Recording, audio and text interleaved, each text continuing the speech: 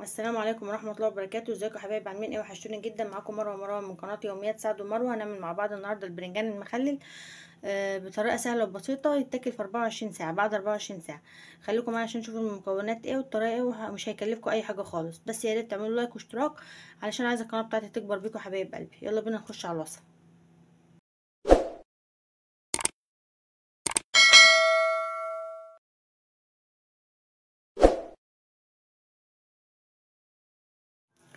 معايا هنا كيلو برنجان. البرنجان انا مخرماه كده بالشوكة علشان يبقى سهل ان هو يتلدن في الزيت. ما تقطعوش من فوق من هنا بالسكينة.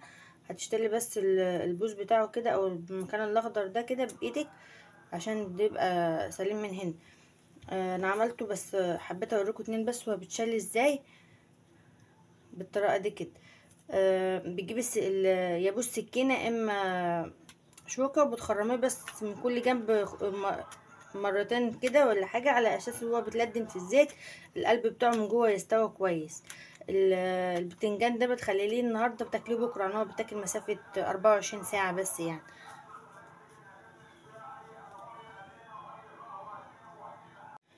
معايا هنا 3/4 كوباية خل، يعني زيادة عن النص بشوية كده. معلقة صغيرة ملح، عادي الملح بتاعنا. عايزة تخليه مشطشط حاجة بسيطة كده، تقدري تحطي نص معلقة صغيرة شطة او نص معلقة هريسة. عندي هنا ده فلفل اللي هو الشطة ده، كنت انا ضرباه في المطحنة بتاعة الخلاط، وحط عليه شوية زيت كده وحطاه في الفريزر. وقت ما باجي استعمله بطلعه، باخد منه الحاجة اللي انا عايزاها. هو ما بيتلكش عشان عليه زيت في الفريزر. معايا هنا حوالي 5 ليمونات. هاخد العصير بتاع 5 ليمونات ده. معايا هنا لو التوم بتاعك كبير تقدري تحطي 5 6 فصوص توم. انا حاطه هنا حوالي 10 فصوص توم لان التوم صغير، والتوم هنا مش مستوي مش بايظ يا جماعه. التوم هنا انا بحطه بالقشر بتاعه في الفريزر، وبطلع على قد الاستخدام اقشره في ساعتها، يعني هو بيبقى لونه مصفر كده بس من الفريزر. تقدري يبقى معاكي 5 قرون فلفل احمر، بس عشان الفلفل الصغير زي ما انتم شايفين كده، فهي الكميه دي كده حوالي تلت كيلو، يعني ربع كيلو، مش شال منه حاجه بسيطه يعني. 8 كيلو تلت ايه 8 كيلو. آه، لو عندك الفلفل الكبير تقدري تحط 5 6 كده، اللي هو العادي الكبير بتاعنا العادي ده، مش الفلفل الرومي. هقول المكونات تاني. هنا كيلو بتنجان ابيض، وتغزغزيه كده عشان يبقى سهل في التلدين في الزيت. 3/4 كوبايه خل، معلقه صغيره ملح، نص معلقه هريسه تقدر تستغنى عنها، عصير 5 ليمونات، 10 فصوص توم صغيرين. يا اما 8 كيلو فلفل من ده، يا اما 5 من اللي هو الفلفل العادي بتاعنا العادي ده. بس انا هنا في الارياف، في العربيات بتعدي علينا كده، فلو انا ما خدتش من العربيه اللي قدامي مبقاش ضامنه ان في عربيه تانية تيجي، فهو ده اللي لقيته قدامي بقى. هنشوف بقى هنلدنه في الزيت ازاي. انا حطيته على نار هاديه جدا، وكل شويه بقلب فيه لونه بيتغير. هو لازم تكون النار واطيه جدا عشان قلبه يستوي من جوه وغطى عليه. هكمل الكميه كلها وارجع لكم. هنا خلاص كده البرنجان استوى، بنجربه كده. لو الشوكه دخلت فيه بسهوله بيبقى هو كده خلاص قلبه استوى. هطلعه وهسيبه يبرد خالص واكمل بقيه الكميه وارجع لكم. ده شكل البرنجان بعد ما تلدن. شايفين بقى مستوي جدا. هو اهم حاجه تغطي عليه ويبقى على نار هاديه عشان قلبه يستوي من جوه. هسيبه يبرد خالص بقى، وعلى ما يبرد اكون انا ضربت الفلفل وعصير ال5 ليمونات وال10 فصوص توم، مع 3/4 كوبايه خل، مع المعلقه الصغيره الملح، مع الهريسه. لو تقدر تستغنى عنها وعايزه تستغنى عنها استغنى عنها. يعني لو مش حاسه مش حابه البتنجان يبقى سبايسي. هضربهم بقى في الخلاط وهرجع لكم. دي الخلطة اهي. بعد ما ضربتها في الخلاط، الليمون والملح والخل والهريسة والثوم. هنا اتبقى حوالي معلقة زيت واحدة بس في الطاسة، هي المكان الآلية بتاعت الزيت، او مكان تلدين البرنجان. هحطها كده عشان تدي برضو طعم زيادة في التتبيلة من البرنجان. هقلبها كده. وانا الحقيقه ما لقيتش علبه ان انا اعمل فيها، يعني العلب اللي عندي انا مستخدماها في التلاجة. فجبت العلبه بتاعه النوتيلا دي، هنحط فيها ونشوف هتكفي بقى ولا لا. عندك علبة بتاعة التلاجة تكون احسن. هنحط هنا شوية كده في الارضية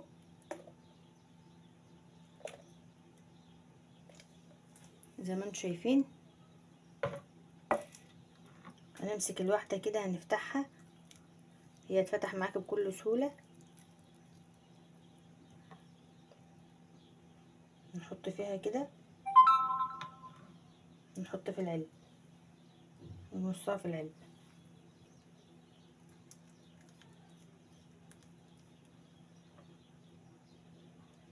بالطريقة دي كده.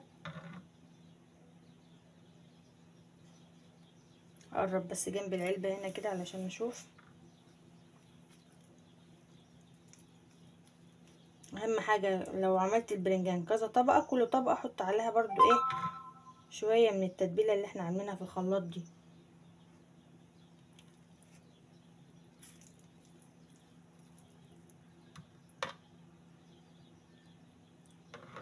هكمل معاكم بس اول طبقة عشان اوريكم بس هنعمل فيها ايه.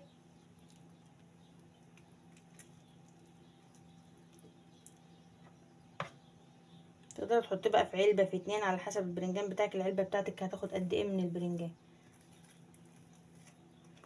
ده اول طبقة اهي، احط على وشها كده شوية من التتبيلة زي ما انتم شايفين. كل طبقة هعملها كده هفضي عليها برضو حبة على الوش كده. هكمل بقى الباقي وارجع لكم.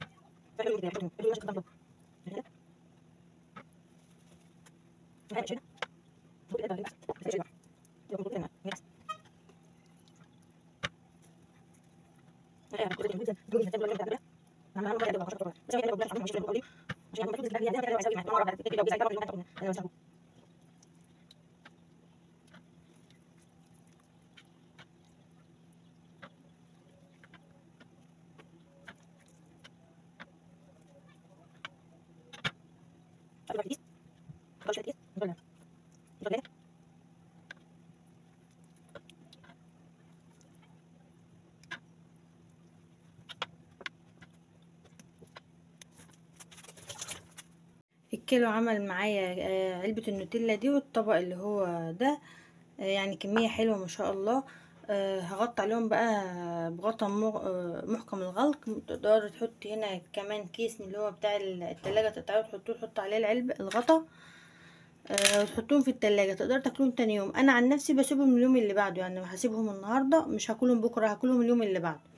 وبكده نكون وصلنا لاخر الفيديو بتاعنا. يا ريت لو عجبكم تعملوا لايك واشتراك وتفعلوا زر الجرس عشان يوصلكوا كل جديد، وبالهنا والشفا.